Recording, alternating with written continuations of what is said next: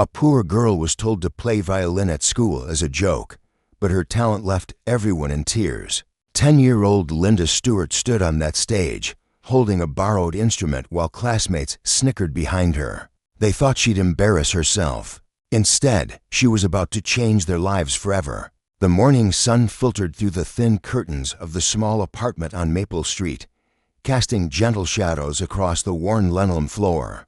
Linda Stewart, a 10-year-old with auburn hair braided neatly down her back, sat at the kitchen table, carefully packing her lunch into a brown paper bag that had been used several times before. Her mother, Carol Stewart, hurried around the kitchen in her waitress uniform, the fabric slightly faded from countless washes. At 34, Carol carried herself with quiet dignity. Despite the exhaustion that seemed permanently etched around her eyes, she'd been working double shifts at the local diner since Linda's father had left 3 years ago, leaving behind nothing but unpaid bills and broken promises.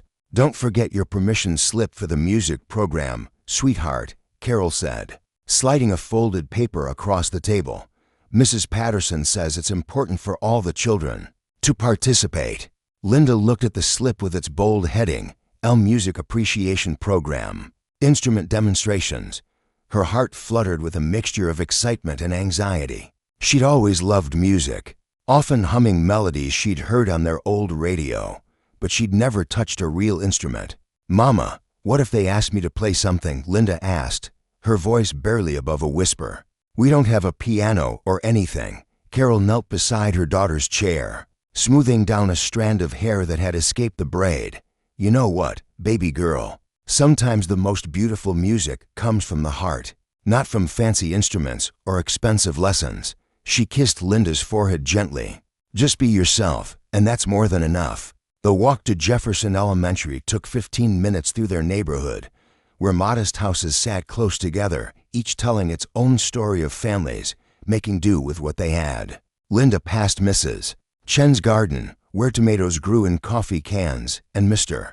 Rodriguez's front yard, where he was already fixing someone's car before heading to his day job at the factory. These were hard-working people who understood the value of a dollar and the importance of community. Linda felt safe here, surrounded by neighbors who looked out for each other's children and shared whatever they had. As she approached the school's red brick building, Linda could hear the excited chatter of her classmates gathering near the entrance. The Jefferson Elementary music room was the pride of the school, with its upright piano, music stands, and collection of instruments that seemed almost magical to a child who'd never seen them up. Close today was special. The local high school's orchestra director, Mr. Harrison, was coming to demonstrate different instruments and encourage students to join the after-school music program. Linda had heard whispers that some of her classmates already took private lessons, their parents driving them to studios across town every week. She clutched her backpack straps tighter, feeling the familiar weight of being different, not worse, just different. Her mother had taught her that being poor didn't make someone less worthy. But at 10 years old, those distinctions weren't always clear when surrounded by classmates who seemed to have everything she didn't. Walking through the school's hallways, Linda passed bulletin boards covered with student artwork and achievement certificates. She wondered if she'd ever see her name up there, if she'd ever have something special to share that would make people notice her, for the right reasons. The morning bell rang, echoing through the corridors as students hurried to their classrooms. Linda took her usual seat in the back row of Mrs. Patterson's 4th grade class, opened her notebook, and prepared for another day of learning. She had no idea that by afternoon everything would change. Mrs. Patterson's 4th grade class buzzed with anticipation as they lined up for their visit to the music room. Linda found herself near the back of the line, as usual, listening to her classmates chatter excitedly about the instrument demonstrations they were about to witness. "My mom says I'm getting a flute for Christmas," announced Jessica Morrison, tossing her perfectly curled blonde hair. "She's already talked to my piano teacher about adding flute lessons, too." Behind her, Tommy Richards chimed in. "Well, I've been taking violin lessons for 2 years already. My dad says I'm a natural." He puffed out his chest with pride, clearly enjoying the attention from his classmates. Linda walked quietly, her worn sneakers making soft sounds against the polished hallway floors. She'd learned long ago that it was easier to listen than to try to join conversations about things she couldn't afford or experiences she'd never had. The music room was everything Linda had imagined and more. Afternoon sunlight streamed through tall windows, illuminating instruments arranged carefully on stands around the room. A beautiful upright piano sat in one corner, its darkwood gleaming. Violins, flutes, and clarinets were displayed like treasures, each one more fascinating than the last. Mr. Harrison, a tall man with kind eyes and graying hair, welcomed the children with genuine enthusiasm. "Good afternoon, young musicians," he called out, his voice carrying the warmth of someone who truly loved sharing music with others. "Today, you're going to discover the wonderful world of orchestral instruments." The children settled onto the carpet in a semicircle, their eyes wide with wonder. Linda sat cross-legged in the back, trying to make herself invisible while simultaneously drinking in every detail of the instruments around her. "Music," Mr. Harrison began, picking up a violin with reverent care, "is a universal language. It doesn't matter where you come from, how much money your family has, or what language you speak. Music speaks directly to the soul." He placed the violin under his chin and drew the bow across the strings. The melody that filled the room was hauntingly beautiful, something classical that Linda didn't recognize, but felt deep in her chest. She found herself leaning forward, completely captivated, when the last note faded. The room fell silent for a moment before erupting in applause. Linda clapped enthusiastically, her heart racing with an emotion she couldn't quite name. "Now," Mr. Harrison said with a smile, "who would like to try holding a violin?" Hands shot up around the room. Jessica waved hers frantically. Me. I want to try." Tommy's hand was so high it looked like he might fall over backward. "I already know how to hold one properly." Mr. Harrison chuckled and carefully selected a few students to come forward. One by one, he showed them how to hold the instrument, how to position their fingers, how to draw the bow across the strings. Some produced squeaky sounds that made everyone giggle. Others managed a few clear notes that earned encouraging applause. Linda watched from her spot on the floor, her hands clasped tightly in her lap. She wanted desperately to try, but she knew better than to raise her hand. What if she looked foolish? What if she couldn't do it right? What if everyone laughed? But as she watched her classmates attempt to play, something stirred inside her. The way the violin looked felt somehow familiar, as if she'd seen it in dreams she couldn't quite remember. When Mr. Harrison demonstrated proper bow technique, her right hand unconsciously mimicked the movement. Mrs. Patterson noticed Linda's intense concentration. "Linda seems very interested in the violin," she mentioned to Mr. Harrison during a quiet moment. Mr. Harrison followed her gaze to the quiet girl in the back, noticing how Linda's eyes never left the instrument, how she seemed to absorb every detail of each demonstration. As the session continued with other instruments, Linda remained focused on the violins, as if they were calling to her in a language only she could understand. As the demonstration period drew to a close, Mr. Harrison set down his violin and smiled at the eager faces before him. "Before we finish today, I'd like to invite anyone who hasn't had a chance to try an instrument to come forward. Sometimes the quietest students surprise us the most." His eyes swept the room, landing briefly on Linda, who immediately looked down at her hands. Her heart hammered against her ribs as she felt the weight of attention settling on her. "What about Linda?" Mrs. Patterson suggested gently. "She's been watching so intently. I think she'd love to try." A few students turned to look at Linda, some with genuine curiosity, others with barely concealed smirks.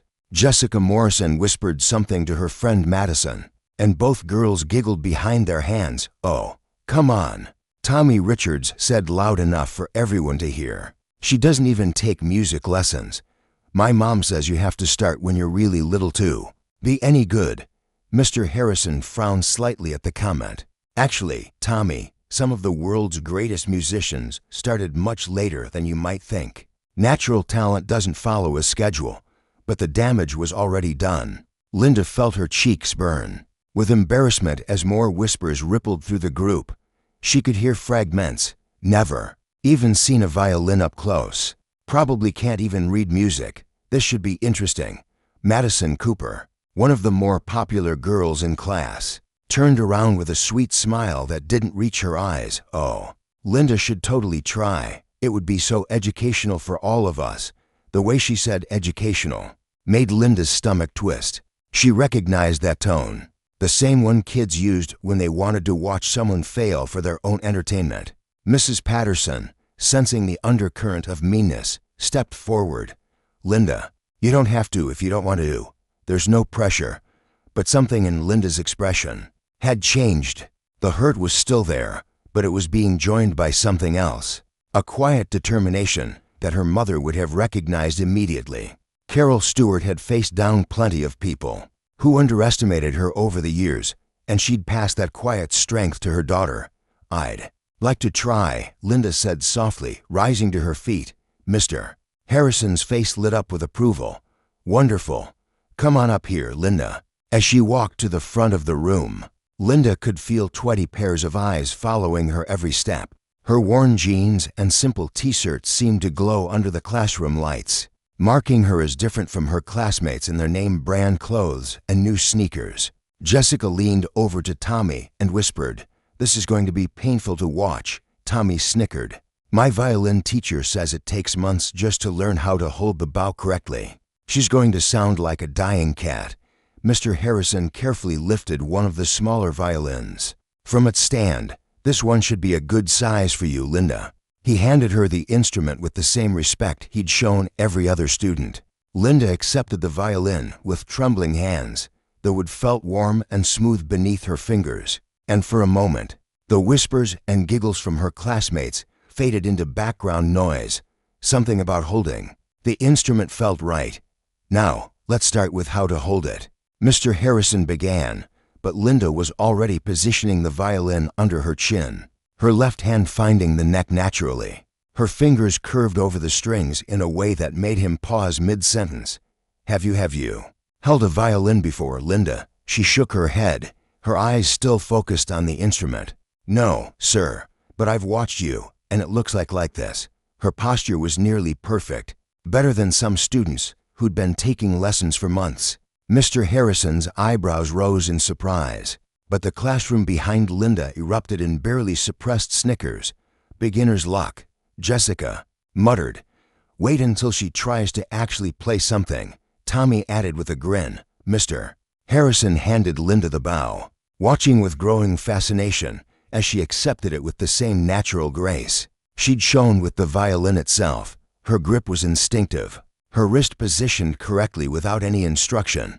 "All right, Linda," he said gently, "let's see if you can draw the bow across the strings. Don't worry about making music yet. Just try to make a clear sound." Behind her, the whispers had quieted to an expectant hush. Linda could feel her classmates waiting, some hoping she'd succeed, others clearly anticipating failure. The weight of their expectations pressed down on her shoulders like a heavy blanket.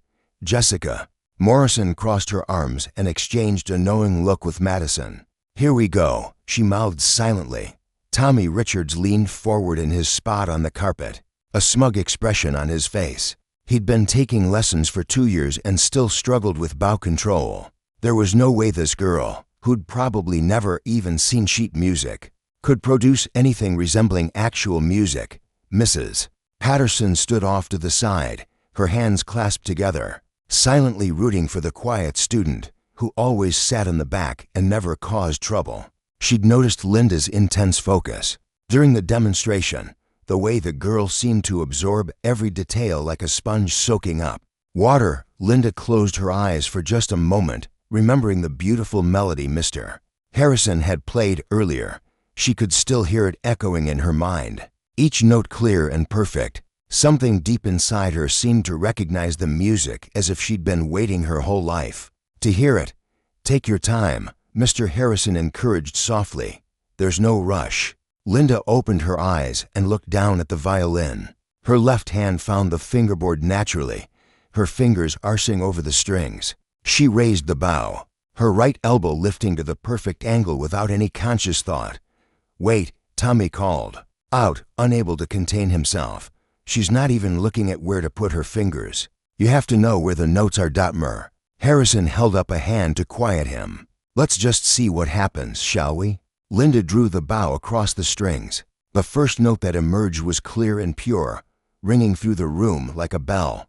But Linda didn't stop there. Her fingers moved along the fingerboard as if guided by instinct, finding notes that formed a simple but hauntingly beautiful melody. The classroom fell completely silent. Mrs. Patterson's mouth dropped open. She'd taught for 15 years and had never seen anything like this. The child was playing music, real, recognizable music, as if she'd been studying for years.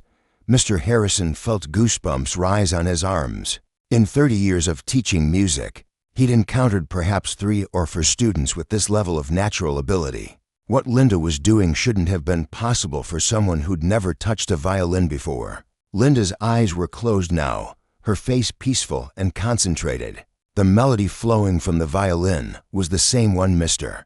Harrison had played earlier, but somehow it sounded different coming from her, more emotional, more personal, as if she was telling her own story through the music. Jessica's smug expression had melted away, replaced by wide-eyed astonishment. Tommy's mouth hung open, his earlier confidence completely shattered. Round the room, children who moments before had been preparing to laugh were now sitting in stunned silence. The melody rose and fell like a gentle wave, each note perfectly placed, each phrase flowing seamlessly into the next. Linda's bow technique was flawless, producing a tone that was warm and rich and impossibly mature for someone her age. When she drew the final note to a close, letting it hang in the air like a prayer, the silence stretched for what felt like an eternity. Then from somewhere in the back of the room, someone began to clap. The applause started with Mrs. Patterson, who couldn't help herself. Her hands came together in slow, deliberate claps as tears welled up in her eyes. She'd been teaching for 15 years, but she'd never witnessed anything quite like what had just happened in her classroom. One by one, the other students joined in. Madison Cooper, who'd been prepared to laugh just minutes before, found herself clapping enthusiastically, her earlier meanness forgotten in the face of something truly extraordinary. Even Tommy Richards, his face still slack with shock, began to applaud, though he looked like he couldn't quite believe what he just heard. Mr. Harrison stood frozen for a moment, his professional composure completely shattered. In 3 decades of music education, he'd heard thousands of students attempt their first notes on various instruments. What Linda had just done defied every expectation, every rule he thought he knew about musical development. "My goodness," he whispered, his voice thick with emotion. "Linda, that was absolutely remarkable." Linda opened her eyes slowly, as if awakening from a beautiful dream. For a moment, she looked confused by the applause, blinking in the afternoon sunlight that streamed through the classroom windows. She'd been so lost in the music that she'd forgotten where she was, forgotten about her classmates and their expectations. Did I do okay?" she asked quietly, lowering the violin from her chin. Mrs. Patterson wiped at her eyes with the back of her hand. "Okay. Oh, sweetheart, that was magnificent. I've never heard anything so beautiful from a beginning student." The applause continued, growing stronger. Jessica Morrison found herself on her feet, clapping harder than she ever had in her life. "Linda, how did you do that? I've been taking piano lessons for 3 years and I can't play anything that pretty." Other students began standing up, their faces reflecting a mixture of amazement, respect, and something approaching awe. The quiet girl they'd barely noticed before had just transported them to another world with nothing but a borrowed violin and pure natural talent. Murdoch Harrison approached Linda carefully, as if she might disappear if he moved too quickly. "Linda, I have to ask, are you absolutely certain you've never played violin before? Never had any musical training at all?" Linda shook her head, still holding the instrument with reverent care. "No, sir. We can't afford lessons. I don't know how to explain it. When I held the violin, it felt like I knew what to do, like the music was already inside me, waiting." The simplicity and honesty of her answers sent chills through the room. Several students exchanged glances, suddenly ashamed of their earlier assumptions about their classmate. Tommy Richards raised his hand tentatively. Mr. Harrison, I've been taking lessons for 2 years and I still can't play anything. That sounds half as good as what Linda just played. How is that possible? Mr. Harrison looked at Linda with something approaching reverence. Sometimes, young man, we encounter what we call a natural gift. It's incredibly rare. Perhaps 1 in 10,000 students might have this level of innate musical ability. Linda appears to have what we call perfect pitch and an intuitive understanding of musical phrasing that most professional musicians spend years trying to develop. He turned to address the entire class, his voice gaining strength and excitement. Children, you've just witnessed something truly special. This is why we never ever judge someone's potential based on their circumstances or appearance. Talent doesn't care about the size of your house or the brand of your clothes. It exists in the most unexpected places, waiting for the right moment to reveal itself. Linda carefully handed the violin back to Mr. Harrison, her hands trembling slightly. "Thank you for letting me try," she said softly. "Oh, my dear," he replied, his eyes twinkling with possibilities. "I think this is just the beginning." Word of Linda's extraordinary performance spread through Jefferson Elementary like wildfire. By the time the final bell rang that afternoon, teachers were stopping Mrs. Patterson in the hallways, asking if the rumors could possibly be true. "You should have seen it, Margaret," Mrs. Patterson told the principal during their brief encounter near the office. "I've been teaching for 15 years, and I've never witnessed anything like it. The child has a gift, a real genuine gift." Meanwhile, Linda walked home in a daze, her mind still echoing with the music she'd created, the same route she'd taken that morning. Past Mrs. Chen's tomato plants and Mr. Rodriguez's front yard garage looked somehow different now, as if the world had shifted slightly on its axis. When she pushed open the door to their small apartment, Carol Stewart was already home from her afternoon shift, still wearing her waitress uniform and counting tips at the kitchen table. "Hi, baby girl," Carol called out without looking up. "How was school today? Did you enjoy the music program?" Linda sat down her backpack slowly, unsure how to begin. "Mama," she said quietly, "something happened today." Something in her daughter's tone made Carol look up immediately. She'd heard that voice before, the same wonder Linda had used as a toddler when she discovered butterflies in their tiny garden. "What kind of something, sweetheart?" "I played a violin today in front of the whole class." Carol smiled gently. "That sounds wonderful. Was it fun, Mama? I think I might be good at it." Before Carol could respond, there was a knock at their door. Through the thin walls, they could hear an unfamiliar man's voice saying, "Mrs. Stewart, my name is David Harrison. I'm from the school district's music program." Carol opened the door to find Mr. Harrison standing on their small porch, still wearing the same kind expression Linda remembered from the classroom. "I hope you don't mind me stopping by," he said respectfully. "I wanted to speak with you about your daughter's remarkable talent." 20 minutes later, Carol Stewart sat at her kitchen table with tears streaming down her face as Mr. Harrison explained what had happened that afternoon. "Mrs. Stewart, in 30 years of teaching music, I've encountered perhaps 3 students with Linda's level of natural ability. What she did today, playing a complex melody perfectly after hearing it only once, with no training whatsoever, it's extraordinary." Carol looked at her daughter, who sat quietly beside her, still processing the day's events. "But we can't afford lessons," she said softly. "I can barely manage rent and groceries." Mr. Harrison leaned forward earnestly. "That's why I'm here. The district has a scholarship program for exceptional students, full funding for private lessons, instrument rental, everything. Linda would also be eligible for our regional youth orchestra, and eventually, if she continues to develop, there are possibilities for summer music camps and even college scholarships." Linda's eyes widened. "You mean I could keep playing, my dear child?" Mr. Harrison said with a warm smile. "With your talent, I believe you were meant to keep playing. The question isn't whether you can afford lessons. It's whether the world can afford to let your gift go undeveloped." Carol reached over and took her daughter's hand. "What do you think, baby girl?" Linda looked at the violin case Mr. Harrison had brought with him, then at her mother's hopeful face. then back at the man who had opened a door to a world she'd never dared to imagine. "Yes," she whispered. "Yes, please." Linda's story reminds us that extraordinary gifts can be found in the most unexpected places. Talent doesn't depend on wealth, privilege, or perfect circumstances.